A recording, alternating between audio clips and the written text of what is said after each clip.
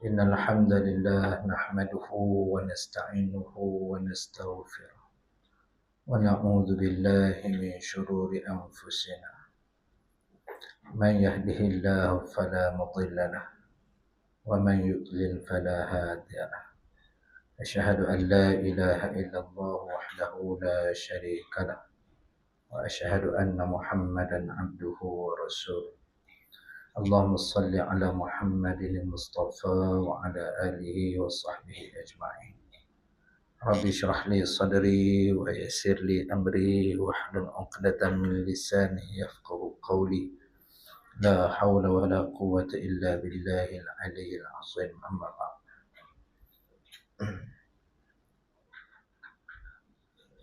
Pertama dan utama kita rafak syukur pada Allah Subhanahu wa taala. Kita berada dalam bulan Zikrul Rasul, iaitu memperingati Rasul. Kita dengar ceramah, marhaban, apa lagi? Selawat ramai-ramai kan? Bapak harapkan sebenarnya tujuannya kepada dua benda, iaitu menzahirkan cinta kepada baginda Nabi sallallahu alaihi wasallam. Yang kedua, kita nak syafaat Nabi sallallahu alaihi wasallam. Cinta Nabi adalah mengikuti sunnah Nabi. Orang yang cinta Nabi, dia ikut sunnah Nabi. Pada diri dia, pada ahli keluarganya. Adakah kita telah mengikuti sunnah Rasulullah sallallahu alaihi wasallam? Jaga diri kita supaya tidak jadi mudarat. Ada tak kita jaga diri kita? Sunnah Nabi. Kalau sakit, buat apa? Berubat.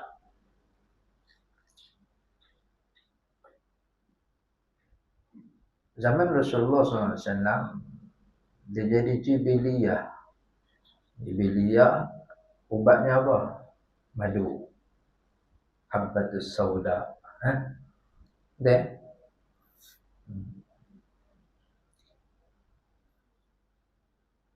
Kalau ubat moden ikut sunnah Nabi tak?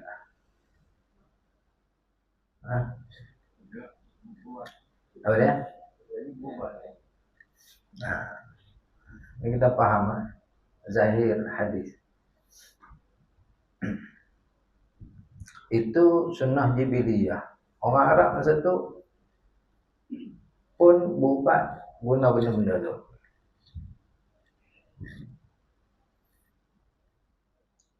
Sunnah tujuan qasad adalah sakit kena berubat. Itu sunnah. Faham? Ini sakit, orang ajak pergi hospital tak mau. Degil barat. Itu tak ikut sunnah. Tak ikut sunnah. Masa Rasulullah SAW sakit sehingga bawa kepada wafat, ada daripada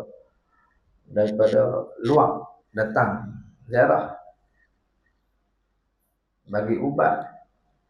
Nabi tak pernah tengok pun ubat tu. Tapi Nabi suruh Aisyah radhiyallahu anha tumbuk ubat tu. Maksud dia apa dah?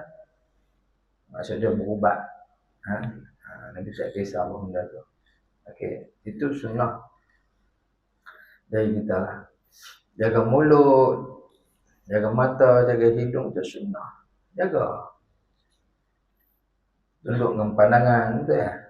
Susah, jaga tu. Itu sunnah pada diri kita. Pada sudut ibadah, sunnah-sunnah Rasulullah SAW. Adakah kita ikut sunnah? ataupun kita ikut suka. Pada keluarga, adakah kita telah mengikuti sunnah?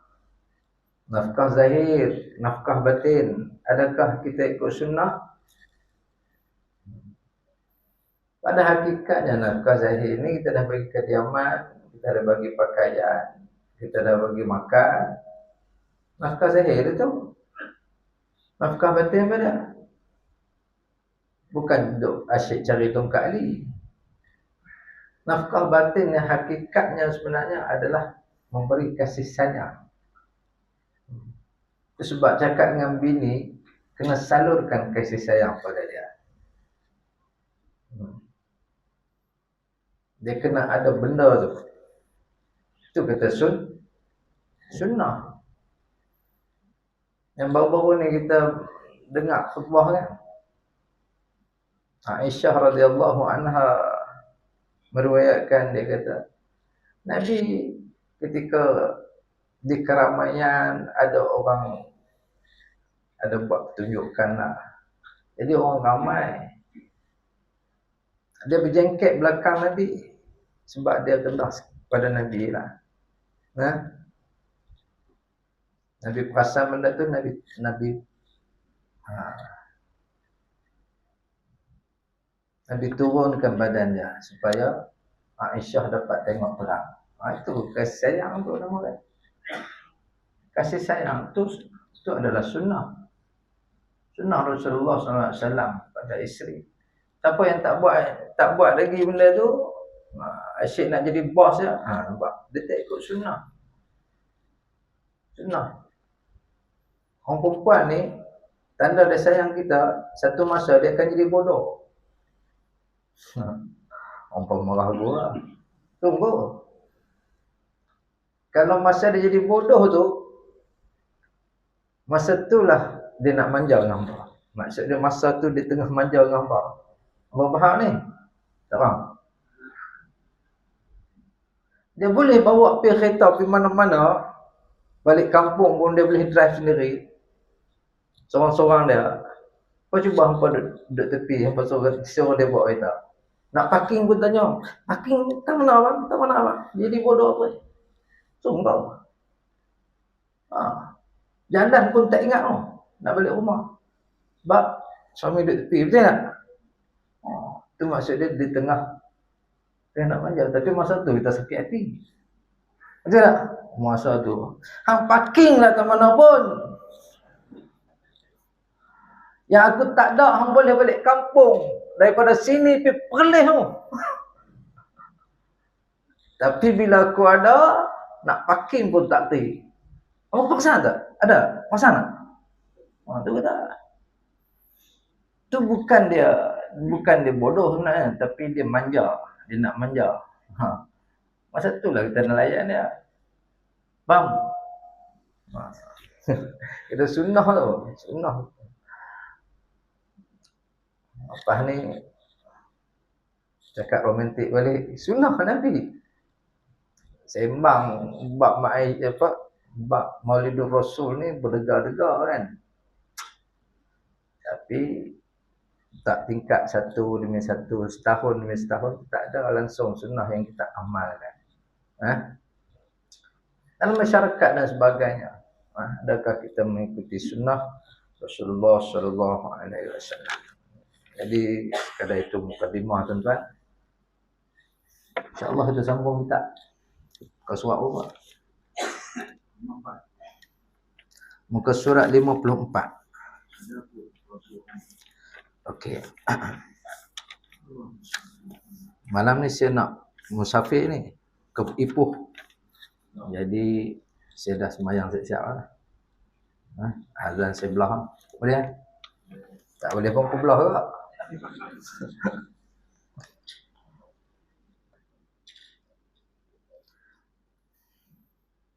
Okey, muka surat 54. Qala al-musannifu rahimahullahu ta'ala wa naf'ana bi'ulumi fid darain amin.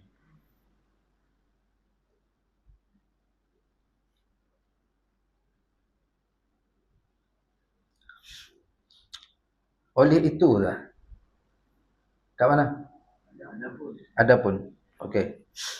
Adapun fardu ain boleh dipelajari dari ilmu sir, yakni ilmu tasawuf.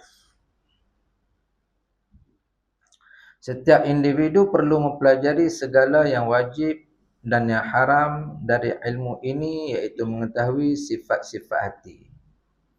Ilmu sir ni apa? Sir ni rahsia. Maksud dia bukan ilmu zahir lah, ilmu kejiwaan. Benda jiwa ni dia tak nampak. Tapi bila ada orang belajar untuk memahami tentang hati, tentang perihal jiwa, yang dulu saya sentuh bab tentang bisikan yang disebut sebagai khatir, maka ketika itu sekurang-kurangnya kita ada panduan ilmu. Hidup di dunia ni bukan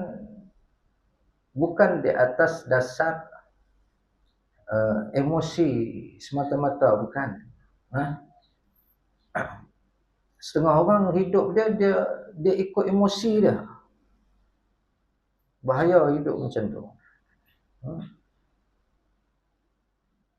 Hari ini pula ada orang duk ajak dark psychology,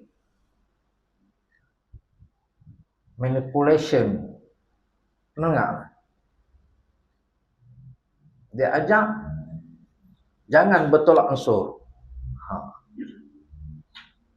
Kalau tak puas hati dengan pasangan, hendaklah buat silent treatment. Diam. Tak payah cakap. Jangan minta maaf. Itu kerana minta maaf itu adalah menjatuhkan maruah diri. Bagi saya, ini ajaran sesat. Nak mengajak orang jadi iblis. Apa duduk tengok TikTok kan? Jangan ambil ilmu tu. Ilmu sesat tu. Ada buku pula jual laris lah ni. Dark psychology apa benda tu buku dia. Orang putih yang karang. Tengok di barat macam mana? Lelaki dengan perempuan dah sama egonya, betul? Nak idea tu. Islam ajak pada. Kalau bergaduh jangan sampai berapa hari? 3 hari. Ini ajak orang, kalau ada pasangan, lepas tu tak rasa tak dihargai, ambil jalan diam. Pergi. Lepaskan tanpa benci kepala otak dia. Geram tu. Islam ajak untuk apa? Wal afina 'anil nas. Sama manusia ni saling bermaafan. Kalau nak diam pun, tunjuk terasa hati pun 3 hari. Paling lama 3 hari. Islam ajak macam tu. Selalu bertolak ansur. Islam ajak macam tu. Cari titik persamaan, jangan hanya nampak titik perbezaan. Itu Islam ajak. Tapi ni dia ajak sebaliknya. Ni TikTok duk viral ni. Cerai habis orang. Benda mengajak itu. Untuk nak jadi sombong. Nak menguasai orang. Dia mengajak untuk nak menguasai orang. Apa benda tu? Islam ajak apa? Kalau sama-sama kita ni, kalau jumpa, Islam ajak apa? Bagi sebarkan salam. Islam ajak macam tu. Ni yang tu pula mengajak, dia kata kita kena tetapkan diam itu. Bagi bila kita datang tu semua orang nampak kita aural. Dia ingat gaban kau lah. Tak boleh tuan. Benda-benda ni itu orang kata ajaran. Sebenarnya itu satu ajaran. Satu ajaran. Yang saya nampak itu ajaran iblis. Yang dia ikut benda tu. Saya kalau main FYP saya komen ini ajaran sesat, hang nak ajak orang jadi iblis. Tak pula dia DM saya. Kalau DM saya memang dia kena ajak benda bukan-bukan ya. Dewakan sangat buku yang macam tu. Betul ya? Sepatutnya kita ambil panduan daripada mana? Al-Quran dan sunnah Nabi sallallahu alaihi wasallam. Hadis Rasulullah sallallahu alaihi wasallam banyak boleh ambil pedoman untuk diri kita, untuk hidup berkeluarga dan sebagainya. Okey, baik.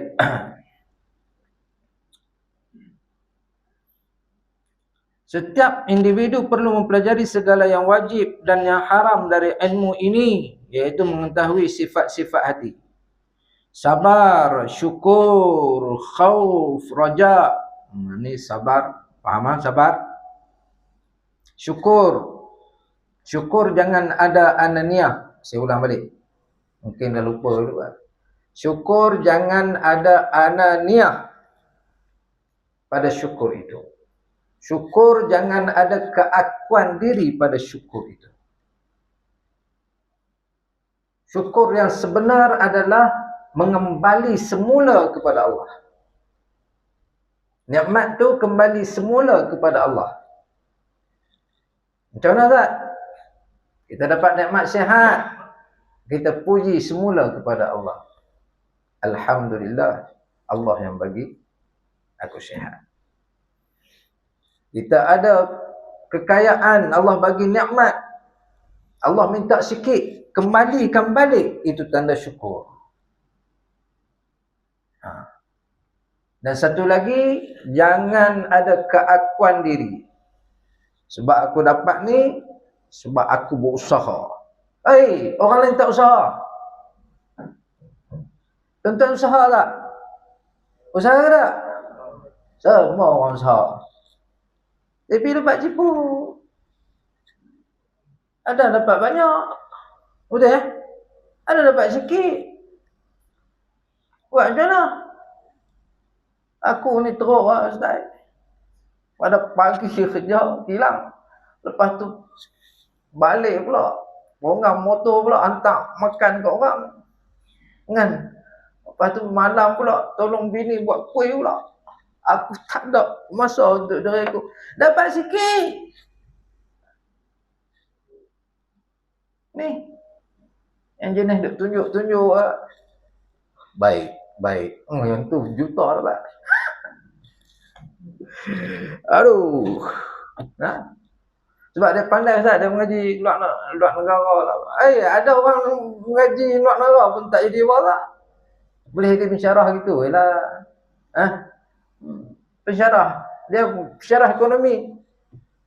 Dia tak kaya-kaya. Anak murid dia kaya.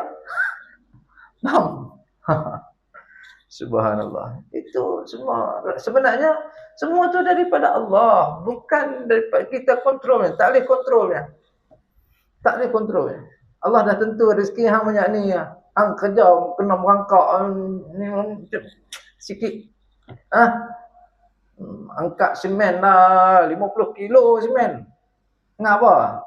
Sehari baru berapa orang bayar? Dan macam saya dulu ada buat kontrak juga. Indon ni. Saya tengok dia angkat semen 50 kilo. Bebek-bek lah.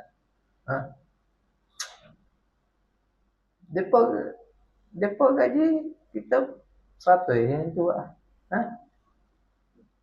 Yang kita duk tengok ni ada belas-belas ribu. Contoh itu paling sikit lah. Tapi yang ni nampak tak?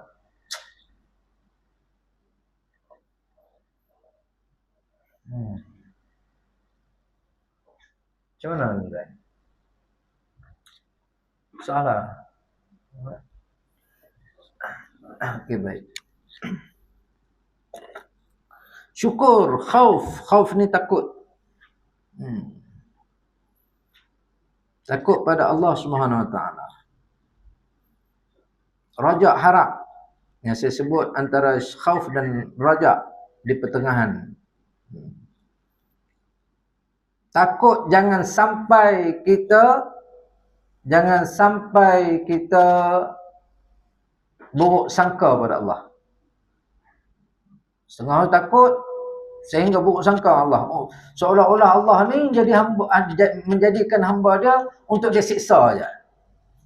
No. Allah jadikan hamba ini adalah untuk memberi rahmat kepada kita. Rahmat kepada kita. Tadi anak murid saya tanya, bab jodoh, dia tahu Ustaz, kalau saya minta Allah tutup pintu hati saya untuk jodoh lagi, macam mana? Saya kata bodoh. Bodoh. Jodoh itu adalah kebesaran Allah. Maksud dia rahmat Allah bagi. Hang tak mau terima rahmat di sini, agak-agak nak masuk syurga nanti, nak masuk ngapa? Nak masuk ngapa? Syurga kita masuk ngapa? Rahmat Allah. Daripada sini pun hang tak faham tentang rahmat Tuhan, macam mana hang nak boleh masuk syurga dengan rahmat Tuhan? Daripada sini hang menolak rahmat Allah, agak-agak hang boleh masuk syurga. Agak-agak boleh masuk syurga. Jangan sembang. Kasih bimbang ni benda ni. Ni ilmu yang kita kena belajar ni supaya hati kita tu faham hakikat dia tu. Kita kena faham ni semua nikmat yang Allah bagi ni, semua ni adalah rahmat. Kita tak jaga, agak-agak boleh masuk syurga tak? Tak boleh Sebab apa? Sebab kita hanya masuk syurga dengan rahmat dia. Hang boleh hidup, hang boleh beribadah, solat dan sebagainya, hang boleh buat apa pun, semuanya dengan rahmat Tuhan. Wa ma arsalnaka illa rahmatan lil alamin. Tidak aku utuskan engkau wahai Muhammad kecuali menyampaikan rahmat aku seluruh alam. Tiba-tiba kita minta, ya Allah tutuplah pintu hatiku disebabkan seorang lelaki ini telah memainkan, tidak hargai aku. Alamak, macam seorang lelaki itu ada. Bukan tu. Pasal kata dia, awak anak tutup semua lelaki. Tak apa, jadi bini ku. Sebab dia sega. Tuan-tuan, please lah. Kita nak belajar ilmu ni, kita kena faham tentang hakikat. Allah bagi rahmat pada kita. Kita kena ingat, ni kita hidup hari ni rahmat, dengan rahmat Allah. Syukurlah kita hidup. Janganlah khauf itu. Khauf kena ada. Kalau kita buat dosa, kita rasa macam susah hati. Masa itu khauf. Susah hati sebab apa? Aku tak minta ampun ke Allah kan. Kita susah hati kalau kita tak minta ampun. Lepas kita minta ampun, yakinlah Allah akan ampunkan sebab Allah bukan kedekut. Ni kadang-kadang kita tak yakin. Kita istighfar. Allah dah kata dah, siapa yang minta ampun kepada aku, ampunlah. Betul kan? Walaupun banyak dosa kamu umpama buih di lautan, macam mana pun bagi Allah mudah untuk aku ampun. Kita istighfar, astagfirullah, ya Allah ampunkan aku. Dalam hati ni apa dia? Dalam hati ni yakin Allah pasti akan ampun. Allah suka orang macam tu. Allah suka orang yang yakin dengan dia. Hampa sakit nak berubat, tak payah. So, baca sendiri Quran tu, yakin ini ubat. Lega. Ini pergi kat Tok Bomoh. Betul Tok Bomoh guna benda pelik-pelik. Dia ada pendamping. Dia nak duit apa? Dia suruh khadam dia pergi kacau apa? Lepas tu pergi kat dia. Tadi dah belasah 400 lah. Minggu depan 200 pula. Faham? Itu tak erti. Saya pelik-pelik. Itu kenapa tu? Okey, baik. Rojak pengharapan, harap. Mengharapkan Allah redha dengan kita, mengharapkan keampunan. Redha. Bab redha ni hakikatnya manusia ni apa pun kena berserah je. Kita bukan ada apa pun. Kita tak boleh buat apa pun. Allah Maha Kuasa. Kau suka dia nak buat apa pun kita. Ni, kita ni milik dia. Ikut suka dia. Dia nak bagi kita sedih ke, nak bagi ujian berat ke. Kita sebagai hamba apa dia? Redha ialah. Berserah pada Allah. Wahai Allah, Engkau lah pemilikku. Buatlah apa yang kau mahu. Cuma satu yang aku minta. Janganlah murka pada aku saja. Kadang aku ni buat silap disebabkan kelemahan khilafku, dhaifku. Sifat manusia sentiasa tak boleh lari daripada kesilapan. Itu biasa tuan-tuan. Redha. Tak redha pun kena redha juga. Sembang apa? Tak redha pun kena pada hakikatnya kena redha. Kadang-kadang kita minta sesuatu benda yang mustahil. Kita minta bahagia di dunia ni. Saya sebut hakikat kita sembang bab tasawuf kan. Saya mengajak tasawuf, bukan mengajak fiqh. Hakikat dia di dunia ni sebenarnya tak ada bahagia. Kebahagiaan tak ada di dunia ni sebenarnya pada hakikatnya. Kalaupun ada, hanya sementara saja. Dia tak kekal. Hakikatnya begitu. Duk minta bahagia-bahagia. Hang memang frust lah. Hang minta benda yang mustahil. Faham? Hang memang frust. Itu sebab kita dalam rumah tangga ni bukan kita minta bahagia. Kita minta rukun. Kita minta ketenangan.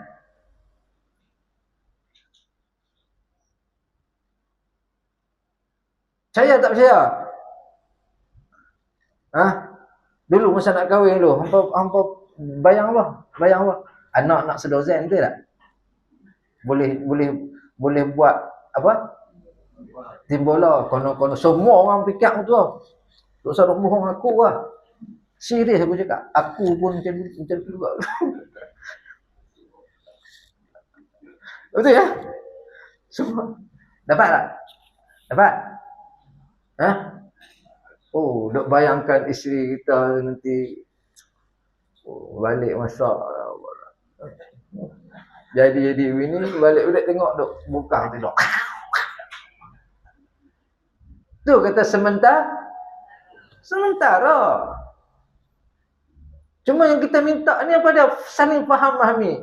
Bila nampak dia duk macam itu kita tahu kesian kat bini aku. Nampak macam tu ya. Faham tak? Dah nak tinggal yang tu. Maksud dia faham, memahami. Maksud dia rukun tu. Hidup ni nak rukun. Sebab hakikat di dunia tak ada bahagia. Allah kata tidak akan aku kumpulkan kegembiraan pada dua kegembiraan pada satu masa. No. Kalau di sini di dunia ni hang orang yang paling tak ada ujian, hang yang paling rasa paling bahagia, nanti akhirat nanti hang sangkut kau ya.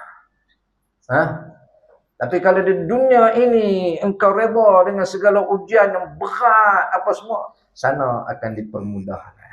Allah tak akan kumpulkan dua kegembiraan pada satu masa. No. Itu sebab di dunia ini dalam doa apa? Ada Kalau tengok dalam hadis-hadis Rasulullah, Nabi tak ada, ya Allah, ya, berilah kehidupan aku yang bahagia. No, tak ada. Apa yang dalam Quran sebut apa dah? Rabbana atina fid dunya hasanah. Ya Allah Tuhanku, kurniakan pada aku hasanah. Apa maksud hasanah? Kebaikan. Kebaikan tu ada. Baik di dunia dan juga kebaikan di akhirat. Kebahagiaan yang kita minta di dunia itu mustahil sebenarnya. Karena kebahagiaan hanya di syurga. Di syurga nanti tidak ada penat. Orang dah tak penat. Orang dah tak berduka cita. Di syurga nanti apabila bangun pagi je, angin dia akan bawa haruman kasturi. Berada di samping orang yang kita sayang. Wow. Amazing. Masa tu tak fikir dah dalam kereta. Mampu fikir hang.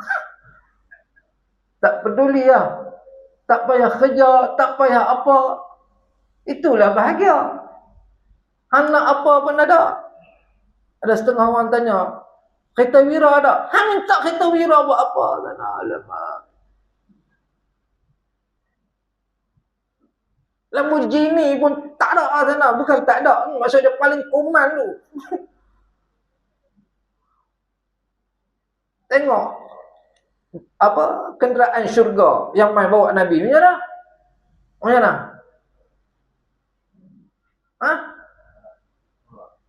Burak tu macam mana kan? Sekelip mata. Macam mana?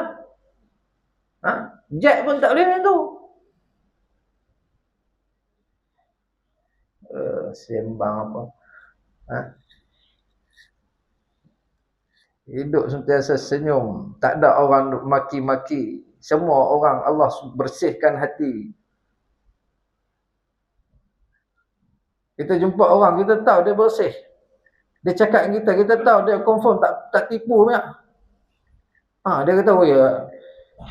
Ada tak orang nak berbisnes di syurga? Ada. Sebab semua keinginan tu akan ada.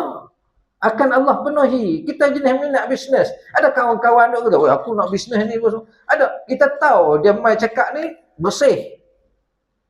Dia main janji ni bersih. Dia kata aku bagi kat hang 50%, aku 50%. Okey. Faham? Tak ada lah duk fikir lagi dia tipu aku. No. Benda tu capek kata dengan orang Indonesia. Tak ada, capek lah. Aduh. Lepas ni jangan minta bahagia. Di dunia ni tak ada bahagia. Minta ketenangan. Minta kebaikan. Minta Allah bimbing kita. Bila kita sebut benda tu pada hakikatnya tidak ada bahagia, maka ketika itu kita tidak meletakkan harapan di dunia ni. Tak ada harapan untuk di dunia ni, tak ada. Kita hanya mengharapkan Allah ampunkan kita untuk kita target aku bahagia di akhir. Dia suruh saya pipuh tu. Ini baru baca satu perenggan tuan. Tak habis lagi pun. Qanaah ni berpada apa yang ada. Yang ada tu makan, boleh makan terkedarah hari, okey. Yang tamak halwa dunia ni. Dapat banyak. Allah berkata pulangkan balik pada Allah. Maksud dia Allah suruh sedekah. Dekut buat apa? Ini ada duit. Kedekut, lepas tu mati. Itu hakikat. Saya sebut hakikat. Berapa ramai orang kaya-kaya tu mati lah. Harta dia tak bawa pun. Naik van jenazah je. Dulu perfume mahal-mahal. Bergari. Isim Yankee. Apa benda. Monkey. Semua ada. Kan? Dah lah pakai. Kapur barui. Aduh. Lah ni kalau bau barui seram tu. Kan? Seram apa esok apa semua nak pakai lah. Aku lambat lagi lah. Lawak azan. Allah. Azan. Boleh azan.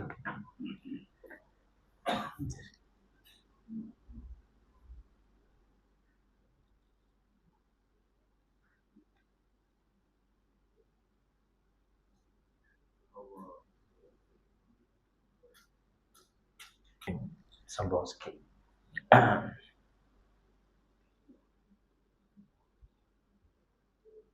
Qanaah berpada apa yang ada. Mengetahui kemurahan Allah, baik sangka terhadap Allah dan orang lain. Ikhlas dan sebagainya itu adalah sebahagian dari sifat-sifat hati yang mesti diketahui dan diamalkan oleh setiap individu di dalam rangka menjadi hamba Allah yang baik. Ilmu.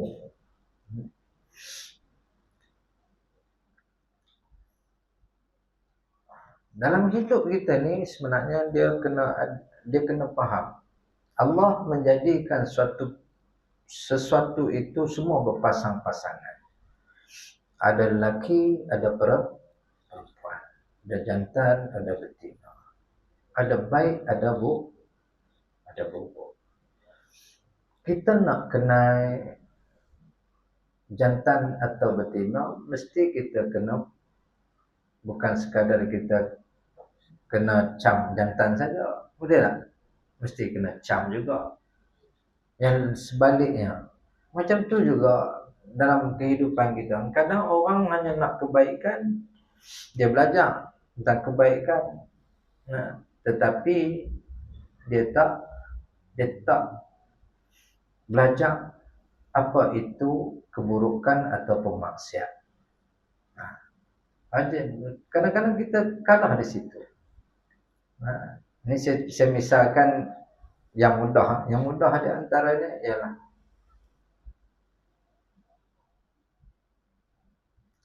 kalaulah dalam perkahwinan suami isteri, suami pun kena tahu benda-benda apa yang baik dan benda apa yang boleh jadi maksiat. Macam tu juga dengan isteri. Bila tahu benda tu, maka ketika itu, contoh, tidak membelakangi suami. Maksiat atau tidak?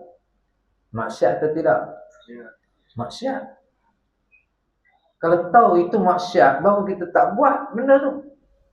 Ini tidak sampai ke pagi. Maksudnya tidak sampai pagi itu dalam maksiat pada Allah ni. Daripada malam sampai pagi. Nak. Sebelum ni dia fikir apa? Ustaz dah mengajar ataupun orang mengajar apa dah? Dia mengajar, tak boleh lah. Sekadar itu dia ya. Tapi malam ni saya sebut benda tu maksiat.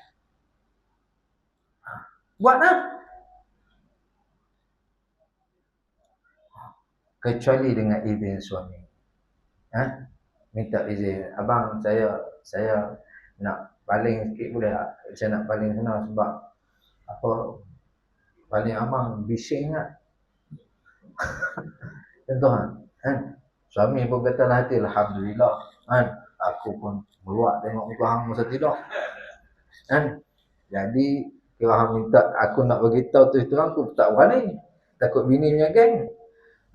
Jadi hang dah minta izin aku, okey. Dah hati aku meluak tengok muka hang tidur. Tak segak aku masa tidur. Contoh. Faham? Tahu itu maksiat. Kalau suami dalam masa tak redha, masa ketika itu contoh. Tiba-tiba dia pergi sembahyang. Sembahyang sunat ke, baca Quran ke. Agak-agak Allah terima ke? No. Sebab dia di dalam maksiat. Faham benda tu? Faham baik-baik. Dia di dalam maksiat. Suami tak bagi kasih sayang, dia di dalam maksiat. Dalam rumah tangga dia. Tak bagi kasih sayang. Tak manjakan isteri dia, maksiat. Apa sembahyang kau buat. maksiat. Dalam maksiat. Itu disebut benda-benda hakikat. Hakikatnya begitu. Barulah kita fikir, aku ni bukan disebabkan secara teknikal saja yang aku bergaduh dengan suami ataupun no. Benda tu maksiat, jadi kita boleh buat.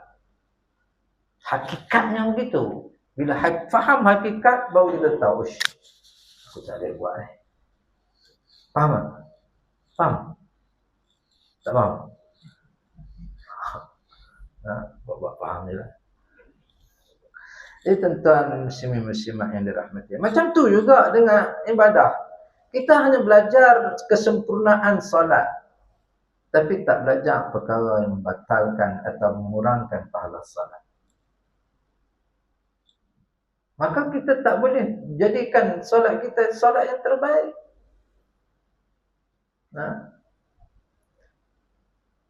Kesempurnaan solat. Kita tak belajar. Kita tak belajar perkara-perkara membatalkan solat. Itu sebab kalau kita nak belajar sesuatu, kita kena belajar satu side. Yang satu side lagi pun kena belajar. Baru sempurna. Baru kita tahu, benda apa yang aku tak boleh buat, benda apa yang jadi kebaikan kalau aku buat. Itu dikatakan ilmu tentang perihal hakikat. Bab kita bahas malam ni tentang bab ilmu yang disebut fardu ain ni juga boleh dipelajari pada ilmu sir, iaitu ilmu membincangkan tentang perihal hakikat. Itu malam ni. Okey. Wallahu alam. Sekadar itu tuan-tuan, ma asabaka min hasanatin fa min Allah wa ma asabaka min sayyi'atin fa min nafsik. Yang baik datang pada Allah, bukan manusia sendiri. Assalamualaikum warahmatullahi wabarakatuh.